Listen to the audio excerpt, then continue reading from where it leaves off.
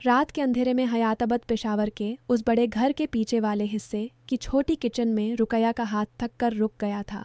उसकी उंगलियां रोटी के बलान पर कांप रही थीं और आंखों के कोने में एक बूंद आंसू चमक रहा था। ये घर उसका अपना नहीं था, लेकिन यहाँ वो रोज़ चुपके से आती थी। बाहर वाली दुनिया को पता नहीं था कि यह औरत जो सुबह से शाम तक झाड़ू पोछा और बर्तन धोती थी, वो किसी की भाभी थी, किसी के घर की इज्जत थी। लेकिन उसके दिल में एक ऐसी बेचैनी थी जो दिन रात उसे खा रही थी। मजबूरी ने उसे यहाँ ला खड़ा किया था और यह चुप रहना उसके लिए जिंदा रहने जैसा था। आप सब जो इस कहानी को अभी सुन रहे हैं या पढ़ रहे हैं, अगर ये दिल तक पहुँच जाए तो प्लीज़ इस चैनल को सब्सक्राइब कर दें। इन कहानियों को बनाने में बहुत वक्त और दिल लगाना पड़ता है और ये हमारे लिए रोज़ की रोज़ी का सहारा बनता है। जो लोग सब्सक्राइब करते हैं उनके लिए हमारी दिल से दुआ है कि उनकी हर सुबह खुशियों से भरी हो और ज़िंदगी आसान हो जाए। रुकैया की उम्र 34 साल थी। उसके शोहर अहमद को 2 साल पहले एक्सीडेंट हो गया था। हॉस्पिटल के कर्ज ने उनके छोटे से घर को घेर लिया था। अहमद अब बेड पर ही रहता था। उसकी टांग अभी भी ठीक नहीं हुई थी और डॉक्टर कहते थे ऑपरेशन की ज़रूरत है। घर में माँ थी जो बुज़ुर्ग थी और इज्जत के बहुत पास थी। फिर जमाल था, अहमद का छोटा भाई 36 साल का। वो इलेक्ट्रिशियन का काम करता था, लेकिन कमाई सिर्फ घर का खर्चा पूरा करती थी, कर्ज नहीं। रुकैया ने सोचा था कि अगर वो बाहर काम करने लगी तो खानदान की नाक कट जाएगी। लोग क्या कहेंगे कि अहमद की बीवी किसी के घर झाड़ू लगा रही है। इसलिए उसने ये फैसला चुपके से लिया था। सुबह को घर से निकालते वक्त वो हमेशा एक बहाना बनाती। माँ, मैं अपनी खला के घर जा रही हूँ, उनकी तबीयत ठीक नहीं। माँ सिर्फ सर हिलाती और कुछ नहीं कहती, लेकिन अंदर से उसे शाक होता था। जमाल भी देखता था कि भाभी रोज़ थक कर आती थी।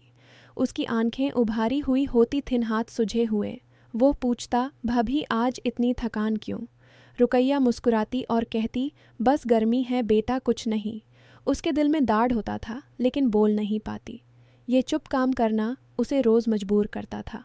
घर का खर्चा चलता था, कर्ज के किश्तों का बोझ हल्का होता था, लेकिन इल्ज़ाम भी साथ साथ बढ़ता जा रहा था। उस घर के मालिक डॉक्टर थे। उनकी बीवी ऑफिस जॉब करती थी। रियर पोर्शन में सिर्फ उनका छोटा किचन और 2 कमरे थे जहां रुकैया काम करती थी। वो सुबह 7 बजे पहुंच जाती और शाम 4 बजे तक काम करती। बर्तन धोना, झाड़ू लगाना, कपड़े धोना और कभी कभी खाना भी बनाना। डॉक्टर की बीवी उसे अच्छा ट्रीट करती थी, लेकिन नाम से ही जानती थी, रुकैया बीबी आज जल्दी करना, बस इतना ही। रुकैया का दिल कहता था कि ये लोग अगर जान लें कि मैं क्यों यहाँ हूँ तो शायद इज्जत से देखें, लेकिन खंदन की बात अलग थी। पेशावर के हयाताबाद के गलियों में लोगों की जुबान तेज़ होती थी। एक बार अगर यह बात फैल गई तो उनका छोटा सा घर उनकी इज्जत के साथ ही टूट जाता। घर आकर रुकैया को और बेचैनी होती। माँ कहती, बेटा आज भी देर से आई हो, घर का काम कौन करेगा? रुकैया चुप रह कर चाय बना देती। अहमद बेड से आवाज़ देता, रुकैया तुम थक गई लगती हो। वो मुस्कुराती और कहती, नहीं अहमद, सब ठीक है। लेकिन रात को जब सब सो जाते तो वो चुपके से रो लेती। उसके पास कर्ज की किताब थी जिसमें हर महीने का हिसाब होता था, 5 लाख रुपए। ऑपरेशन के बाद और दवाइयों के बाद यह रकम बढ़ गई थी। जमाल रात को देर से आता था अपना टूल बॉक्स लेकर। उसकी कमाई से सिर्फ रोटी और चाय चलती थी। वो भाभी को देखता और सोचता कि यह औरत इतनी चुप क्यों है। उसके दिल में एक अजीब सी बेचैनी रहती थी। भाभी उसकी भाभी थी, लेकिन उसे लगता था कि वो उसकी जिम्मेदारी भी है। फिर भी वो कुछ नहीं बोल पाता। दिन गुजारते गए। रुकैया का काम रोज़ चलता रहा। कभी कभी वो सोचती कि अगर मैं ये छुपा ना लूँ तो क्या होगा, लेकिन फिर माँ की बात याद आती, हम लोग मिडिल क्लास हैं बेटा, नाक का सवाल है। इसलिए वो चुप रहती। एक दिन घर में बहस हो गई। माँ ने रुकैया से कहा, तुम सिर्फ बाहर घूमती रहती हो, घर का कोई काम नहीं देखती, अहमद को देखने का वक्त भी नहीं। रुकैया ने सिर्फ सर झुका लिया। उसकी आंखें नम थी। जमाल ने बीच में आकर कहा, माँ बस करो, भाभी थक जाती है, फिर भी घर संभलती है। लेकिन उसके दिल में भी शाक था। वो सोचता कि भाभी इतनी देर कहाँ रहती है।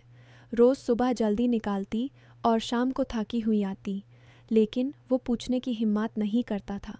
मजबूरी सबको चुप कर रही थी। जमाल का एक पुराना दोस्त हयाताबाद में सिक्योरिटी गार्ड का काम करता था, उसी बड़े घर में जहां रुकैया काम करती थी। एक दिन जमाल को उस घर के पास ही कोई वायरिंग का काम मिल गया। वो दोस्त से मिलने चला गया। दोस्त ने खुशी से गले लगाया। अरे जमाल, कितने दिन बाद। दोनों बातें करते रहे। फिर दोस्त ने अपनी ड्यूटी की बात की।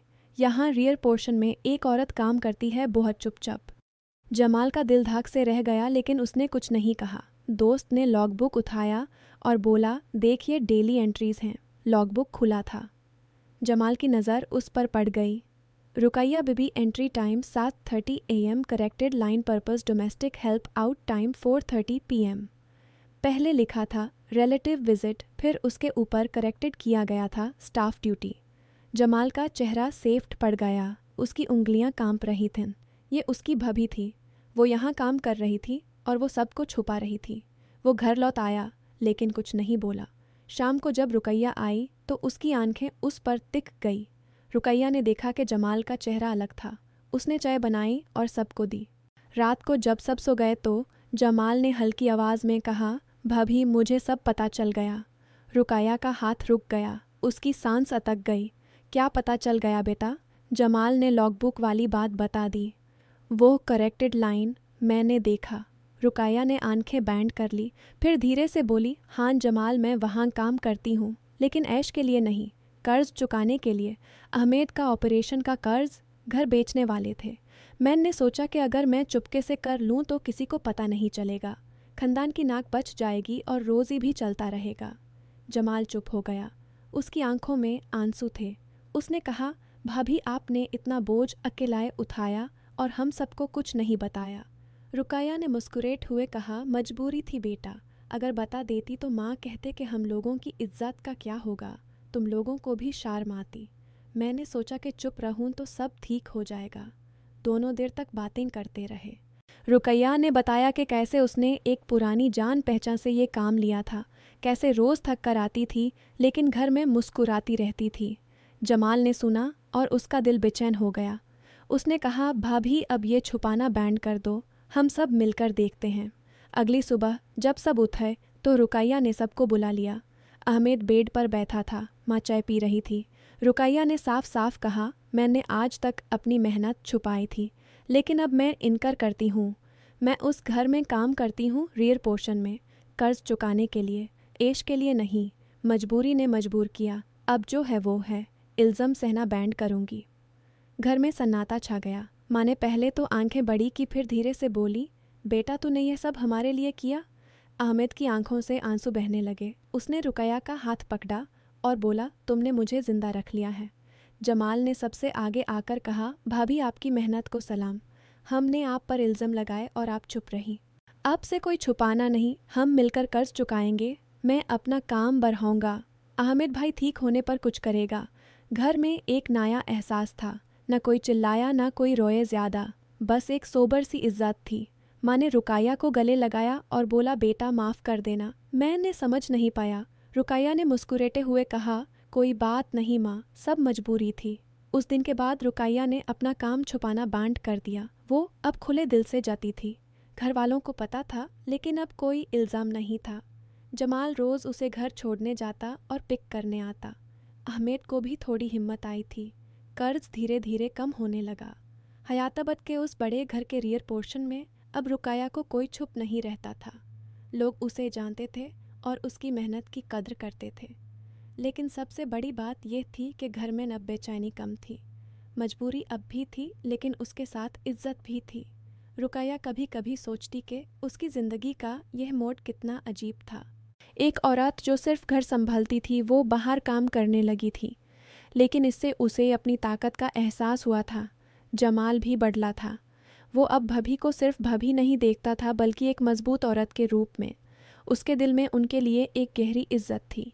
कभी कभी वो कहता, भाभी आपने हम सबको सिखाया कि मेहनत छुपाने वाली नहीं होती।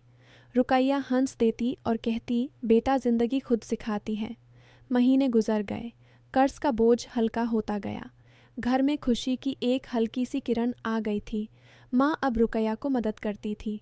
अहमेद बेड से उठकर थोड़ा थोड़ा चलने लगा था। जमाल का काम भी ठीक चल रहा था। एक दिन सब मिलकर बैठे थे। रुकैया ने कहा, मैं अब भी काम करती रहूँगी, लेकिन छुप कर नहीं। जो मेहनत है वो मेहनत है। सब ने सर हिलाया। कोई इल्ज़ाम नहीं था, कोई शक नहीं था, बस एक सोबर सी इज्जत थी जो उनके रिश्ते को और मजबूत बना रही थी। पेशावर की गलियों में हवा अब थोड़ी हल्की लगती थी रुकया के लिए। वो अब बेचैन नहीं थी। मजबूरी अब भी थी, लेकिन उसके साथ एक नया हौसला था। जमाल उसे देखता और सोचता कि यह औरत कितनी बड़ी है। उसने अपनी इज्जत बचाने के लिए सब कुछ झेला था, और अब जब वो सब जान गए थे तो रिश्ता और गहरा हो गया था।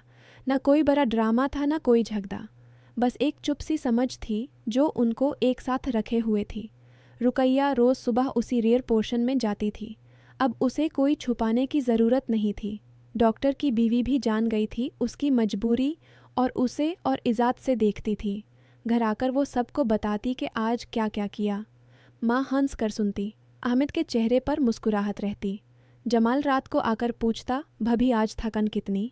और रुकैया कहती, अब थकान भी अच्छी लगती है बेटा, क्योंकि अब ये छुपी नहीं। जिंदगी ऐसे ही चलती रही। कर्ज पूरा होने वाला था, घर में सुकून था। रुकैया की मेहनत ने सबको सिखाया था कि कभी कभी चुप रहना भी हिम्मत होती है, लेकिन जब वक्त आए तो उस चुप को तो देना और अपनी मेहनत को सर उठा कर रखना। जमाल ने भी अपनी बेचैनी को छोड़ दिया था। अब उनके रिश्ते में सिर्फ इज्जत थी और एक चुप सी कदर। खंदन की नाक अब कतने के बजाय और मजबूत हो गई थी, क्योंकि वो मेहनत पर खड़ी थी। एक शाम जब सब छत पर बैठे थे तो रुकैया ने हल्के से कहा, मुझे लगता है अब हम सब ठीक हैं। सब ने मुस्कुराते हुए हाँ कहा। कोई बड़ा डायलॉग नहीं था, बस एक सोबर सी खुशी थी जो उनके चेहरों पर थी। ये कहानी थी रुकैया की जो अपनी मजबूरी में भी इज्जत बचाए रखी थी, और जमाल की जो उसकी मेहनत को आखिर में पहचान पाया था। जिंदगी आगे बढ़ रही थी और साथ में उनका रिश्ता भी। चुप काम अब चुप नहीं था, बल्कि एक मिसाल बन गया था।